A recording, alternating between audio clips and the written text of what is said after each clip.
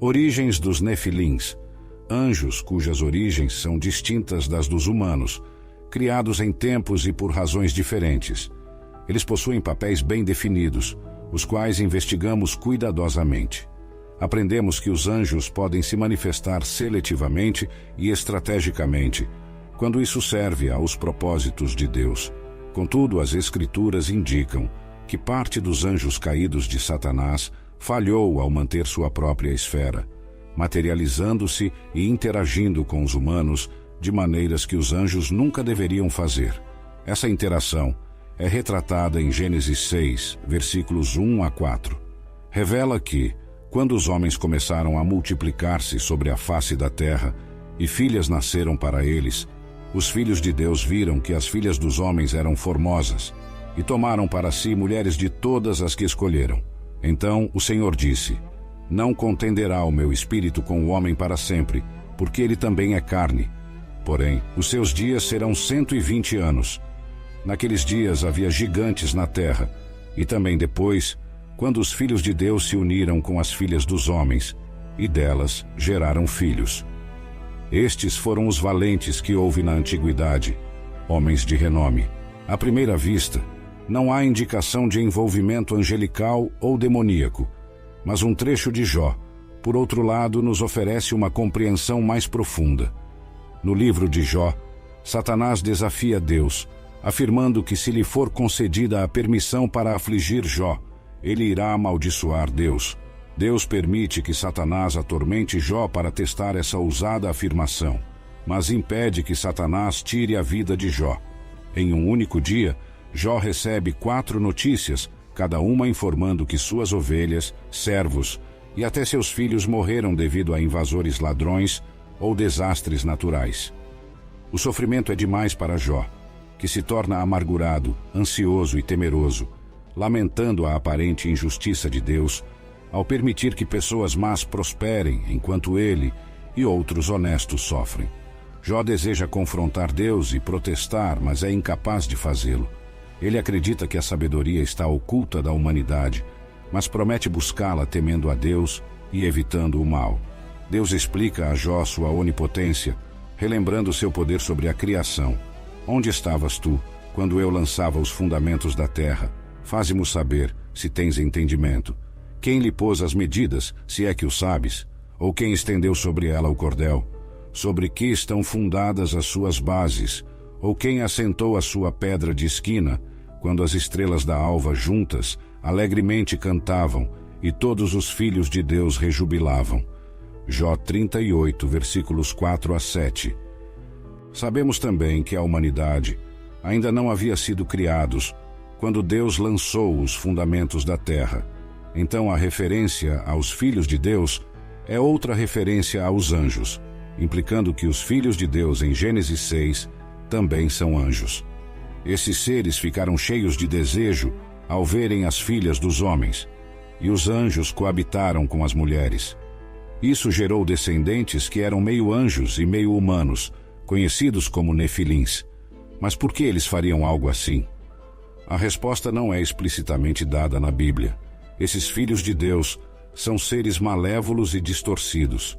Então nada do que fazem deveria nos surpreender. Em termos de motivação específica, uma teoria sugere que esses seres tentaram poluir a linhagem humana a fim de impedir o aparecimento do Messias. Deus havia prometido que o Messias esmagaria a cabeça da serpente, Satanás, um dia. Gênesis 3, versículos 8 a 15. Os caídos em Gênesis 6 podem ter tentado impedir esse esmagamento da serpente, tornando impossível o nascimento de uma semente imaculada da mulher. Novamente, essa não é uma resposta especificamente bíblica, mas é biblicamente plausível. O julgamento de Deus sobre os Nefilins e sua herança profana foi tão frustrante que ele enviou imediatamente um dilúvio para destruir toda a terra, apagando todas as evidências dessas uniões impuras. Os Nefilins foram uma das principais razões para o grande dilúvio nos tempos de Noé. Logo após a menção dos Nefilins, a palavra de Deus diz que o Senhor viu quão grande era a maldade do homem na terra e que toda a inclinação dos pensamentos do seu coração era apenas má o tempo todo. O Senhor ficou entristecido por ter criado o homem na terra, e seu coração estava cheio de dor. Gênesis 6, versículos 4 a 8 nos diz que havia gigantes na terra naqueles dias, e também depois, quando os filhos de Deus se uniram com as filhas dos homens, e delas geraram filhos, os quais se tornaram homens poderosos e famosos desde a antiguidade. Deus viu que a maldade do homem era grande na terra, e que toda a imaginação dos pensamentos de seu coração era continuamente má. Isso entristeceu o Senhor, e ele se arrependeu de ter criado o homem na terra, e seu coração ficou aflito. Então o Senhor disse: Vou destruir o homem que criei da face da terra, tanto o homem como o animal, e o réptil e as aves dos céus, porque me arrependo de tê-los feito. No entanto, Noé encontrou graça aos olhos do Senhor, e Deus inundou toda a terra, destruindo tudo, exceto Noé, sua família e os animais na arca. Tudo o mais pereceu, incluindo os nefilins. Gênesis 6, versículos 11 a 12, nos conta que a terra estava corrompida diante de Deus e cheia de violência. Deus olhou para a terra e viu que estava corrompida, pois toda a carne havia corrompido o seu caminho sobre a terra. Então, Deus disse a Noé: O fim de toda a carne chegou diante de mim, pois a terra está cheia de violência por causa deles. Eis que os destruirei com a terra. Faça uma arca de madeira de gofer, divida-a em compartimentos e a revista por dentro e por fora com betume. Assim é o plano para fazê-la. O comprimento da arca será de 300 côvados, a sua largura de 50 côvados e a sua altura de 30 côvados. Faça um teto para a arca e termine-o a 1 côvado de altura. Coloque a porta da arca nas suas laterais e faça 3 andares nela, um inferior, um médio e um superior, pois estou prestes a trazer um dilúvio de água sobre a terra para destruir toda a carne em que há fôlego de vida debaixo dos céus. Tudo o que há na terra perecerá, mas contigo estabelecerei a minha aliança, e entrarás na arca, tu e teus filhos, tua mulher e as mulheres de teus filhos contigo. E de tudo o que vive, de toda a carne, 2 de cada espécie levarás na arca para os conservar contigo, macho e fêmea serão. Das aves segundo as suas espécies, do gado segundo as suas espécies, de todo o réptil da terra segundo as suas espécies, 2 de cada espécie virão a ti para os conservares, e de todo alimento que se come recolherás contigo, para que te sirva de mantimento a ti e a eles. E assim, Noé fez tudo exatamente conforme Deus lhe havia ordenado. Existiram nefilins após o dilúvio? Gênesis 6, versículo 4, nos diz que o Senhor disse: O meu espírito não contenderá para sempre com o homem, porque ele é carne, mas os seus dias serão 120 anos. Naqueles dias havia gigantes na terra, e também depois, quando os filhos de Deus se uniram com as filhas dos homens, e delas geraram filhos. Esses seres poderosos foram conhecidos desde a antiguidade como homens famosos. Deus viu que a maldade do homem era grande na terra, e que toda a imaginação dos pensamentos do seu coração era continuamente má. Parece que os anjos caídos cometeram seu pecado novamente após o dilúvio, porém é provável que isso tenha ocorrido em uma escala muito menor do que antes do dilúvio. Os israelitas relataram a Moisés a seguinte informação após explorarem a terra de Canaã, Números 13, versículo 33. Vimos ali os gigantes, filhos de Anak, descendentes dos gigantes, e éramos aos nossos olhos como gafanhotos, e assim também éramos aos seus olhos. Este trecho não afirma que os nefilins estavam realmente presentes, mas sim que os espiões acreditaram tê-los visto. É mais provável que eles tenham avistado pessoas muito altas em Canaã e os confundiram com os nefilins, movidos pelo medo. Também é possível que, após o dilúvio, anjos caídos tenham se relacionado novamente com mulheres humanas, gerando mais nefilins. É até mesmo possível que algumas características dos nefilins tenham sido transmitidas através da linhagem de uma das noras de Noé. De qualquer forma, os israelitas destruíram esses gigantes durante suas invasões em Canaã.